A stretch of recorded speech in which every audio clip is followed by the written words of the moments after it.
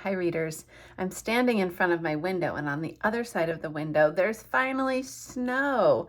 Been waiting all winter for snow. We have it, although we only might have it for a little bit. Today I have a snowy story for you. It's called The Mitten, and it says it is adapted and illustrated by Jan Brett. Adapted is a little bit different than being the author. This is a Ukrainian folk tale. That means it's a story that was passed down to children from the generations above them. So Jan Brett has adapted it. She's made a few little changes to it to be a story that she's ready to share. Okay, here it goes. You've probably heard it before. It's such a favorite, especially the illustrations. Oh, I hope you can see. Let's make a slight adjustment without dropping the phone. Once there was a boy named Nicky who wanted his new mittens made from wool as white as snow. I knew a boy named Nicky once.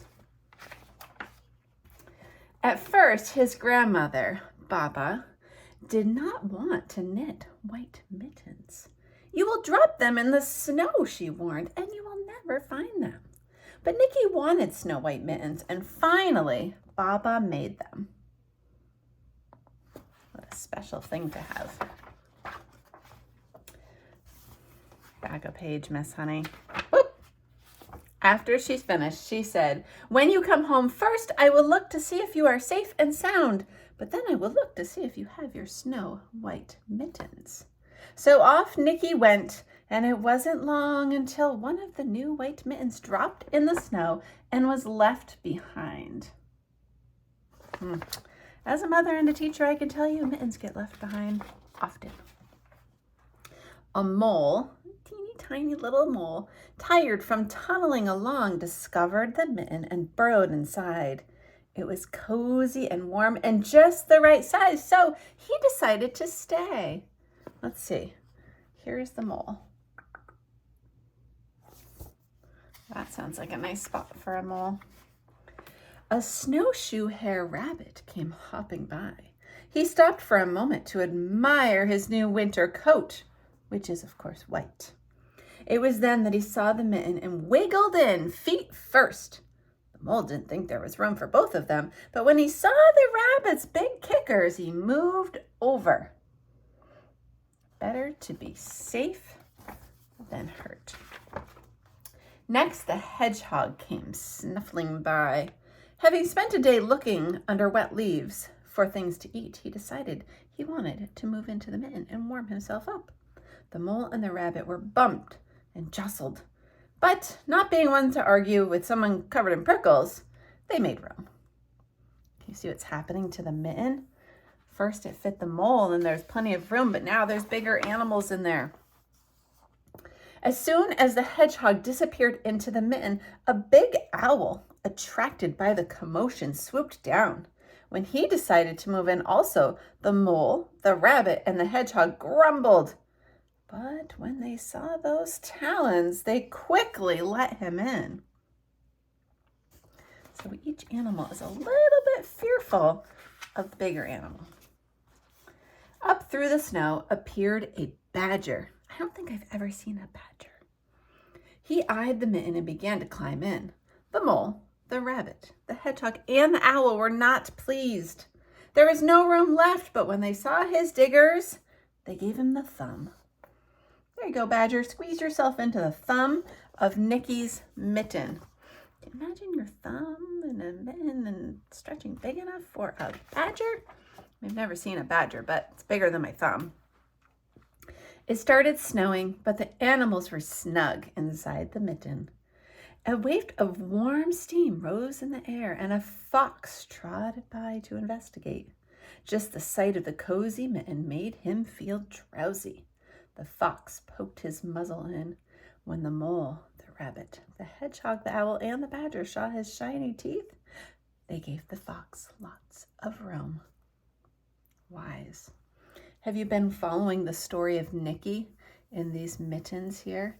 Nicky's having a grand old time, even without his mitten. A great bear lumbered by. He spied the mitten and plumped up. Not being one to be left out in the cold, he began to nose his way in. Now, if you have not heard this story before, can you imagine a bear fitting into your mitten? The animals were packed as tight as they could be, but what animal would argue with a bear?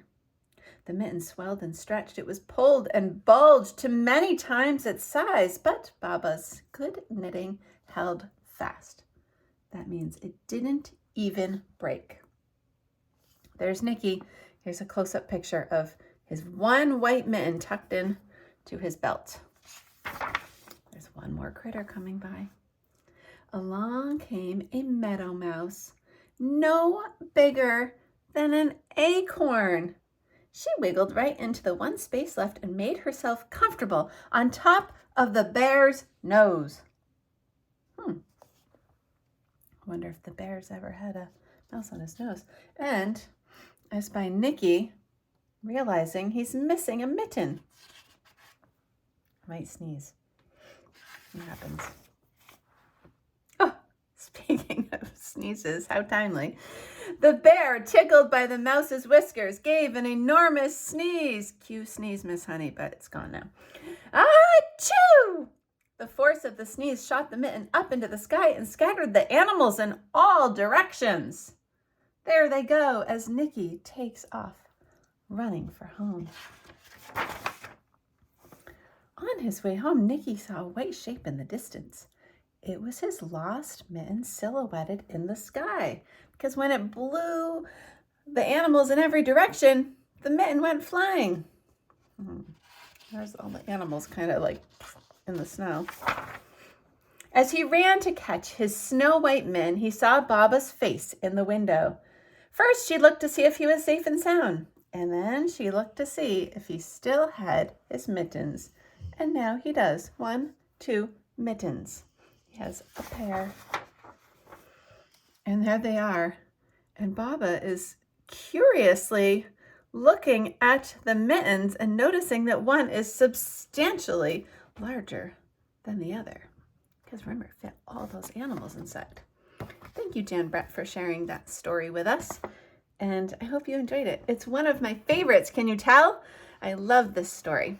Okay, I must go to work now, to school, and maybe I'll share this story with some friends at school today. Have a great day, readers, and don't lose your mittens.